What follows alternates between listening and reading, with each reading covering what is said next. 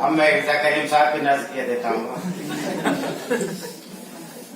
मुझे यकीन है ये मौजज़ा नहीं होगा। मुझे यकीन है ये मौजज़ा नहीं होगा। तुम्हारे हाथ से मेरा भला नहीं होगा।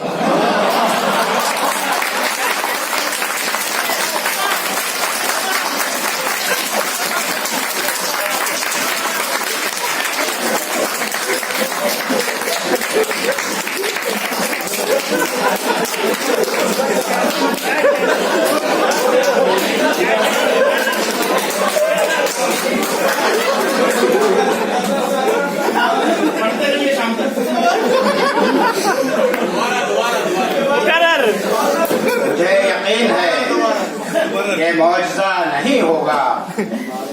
तुम्हारे हाथ से मेरा भला नहीं होगा। और ये कैसे लोग हैं, ये कैसे लोग हैं अपने लिए ही जीते हैं। ये कैसे लोग हैं अपने लिए ही जीते हैं। मेरे रसूल का किस्सा सुना नहीं होगा। ऐसे लोग हैं अपने लिए ही जीते हैं। मेरे रसूल का किस्सा सुना नहीं होगा। और एक दो माशाअल्लाह। और शेर सुनिए। जमीन है तो बुलंद आसमान लगता है। जमीन है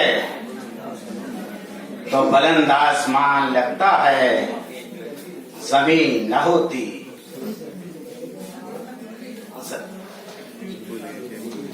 याद नहीं आ